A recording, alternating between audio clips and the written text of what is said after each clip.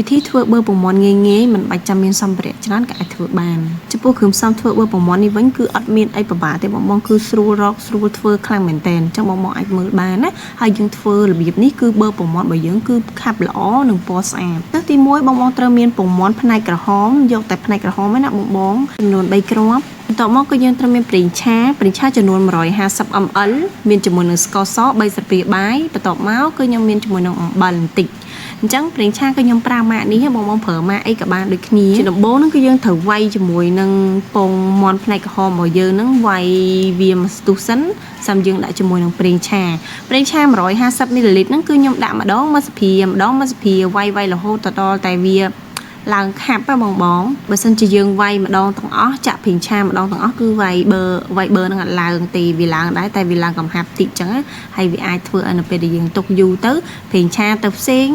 បើប្រមន់ទៅផ្សេងចឹងទៅពេលដែលយើងវាយប្រេងឆាអស់ហើយហ្នឹងបងកូរវាឲ្យយើងម៉ត់ហើយដាក់ស្ករម្ដងបន្តិចដូចគ្នាស្ករហ្នឹងយើងដាក់ប្រហែលជាម្ដងមួយសភាបាយចឹងយើងដាក់ស្ករបដាយើងកូរបដាចឹងណាបងដើម្បីឲ្យបឺហ្នឹងគឺឡើងស្អាតយើងកូរយ៉ាងណាធ្វើមិនវាយយ៉ាងណាឲ្យវាឡើងម៉ត់បែបហ្នឹងព្រោះយើងអត់ប្រើម៉ាស៊ីនបងអញ្ចឹងយើងប្រើកម្លាំងដៃវារៀងយូរជាងម៉ាស៊ីនណាបើវាយជាមួយនឹងម៉ាស៊ីនវាយគឺអត់យូរទេបងវាយតែមួយផ្លែតគឺបានហើយតែបើសម្រាប់បងដែលគាត់អត់មានម៉ាស៊ីនប្រើបងអាចវាយដូចខ្ញុំបែបនេះជាស្លាបព្រាក៏បានឬក៏ប្រដាប់វាយប្រមន់ក៏បានឬប្រដាប់វីដូចខ្ញុំបែបនេះក៏បានយើងវាយកូរវារហូតនិយាយទៅសាច់គោចូលចិត្ត40-50 នាទីដែរព្រោះយើងត្រូវការវាយម្ដងសន្សំយើងអត់អាចបខំបានទេបងហើយនៅពេលដែលវាយកាន់តែយូរហ្នឹងគឺសាច់បឺរបស់យើងគឺវាកាន់តែខាប់អញ្ចឹងយើងត្រូវប្រើកម្លាំងគឺកាន់តែខ្លាំងថែមទៀតអាចដាក់ចានដូចខ្ញុំបែបនេះលើកវាយកមកវាយទៅស្រួលប្រើចានវាយក៏បានឬក៏ចានដែកដែលបងគិតថាបងវាយទៅស្រួលកូរទៅស្រួលអញ្ចឹងបងប្រើណាស្ករហ្នឹងគឺខ្ញុំវាយម្ដងបន្តិចចាក់ម្ដងបន្តិចរហូតដល់តែអស់ហើយបន្ទាប់មកគឺខ្ញុំវាយវាឲ្យម៉ត់ចូលគ្នាជាមួយនឹងសាច់បឺហ្នឹងតែម្ដងនិយាយទៅគឺត្រូវការប្រើកម្លាំងខ្លាំងមែនតើដោយសារយើងប្រើដៃសុទ្ធអញ្ចឹងណាយើងអត់ប្រើម៉ាស៊ីនគឺវាយូរជាងយើងត្រូវអត់ធ្មត់វាយរហូតដល់ឡើងពណ៌វាយរហូតដល់តែវាម៉ត់ចូលគ្នាចុងក្រោយនេះគឺខ្ញុំបន្ថែមជាមួយនឹងអំបិលមកចុងស្ព្រាបាយបងហើយយើងបន្តវាយទៀតរហូតដល់តែបឺនឹងវាខាំគ្នាខាំសាច់គ្នា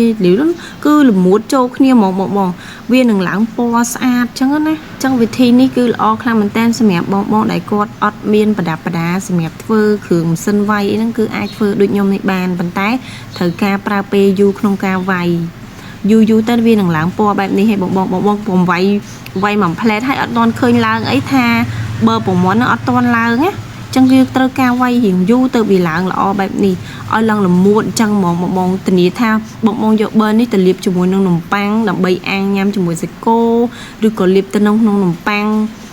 ដុតភីសាឬក៏អីហ្នឹងគឺត្រូវទាំងអស់បងរបៀបធ្វើនេះគឺរបៀបធ្វើលក់ហ្មងហើយបឺនេះជាប្រភេទបឺផ្អែមបងបើសិនជាបងចង់ធ្វើបឺសាបឬក៏បឺប្រៃអីហ្នឹងអាចថែមថយគ្រឿងបានតាមនឹងដូចគ្នាតែខ្ញុំ recommend មែនតើបងចំពោះបឺផ្អែមនេះលាបជាមួយនឹងនំប៉័ងអាំងញ៉ាំជាមួយនឹងប្រហិតញ៉ាំជាមួយនឹងសាច់គោអាំងគឺត្រូវគ្នាខ្លាំងមែនតើខ្ញុំធានាហ្មងបងហើយដូចបងឃើញអញ្ចឹងសាច់បឺប្រមន់របស់ខ្ញុំនេះឡើងល្មួតហើយឡើងពណ៌ស្អាតខ្លាំងមែនតើអញ្ចឹងរបៀបធ្វើនេះងាយណាស់បងបើសិនជាមានចំណាប់អារម្មណ៍អាចសាកធ្វើបានជួបគ្នាវីដេអូក្រោយបាយ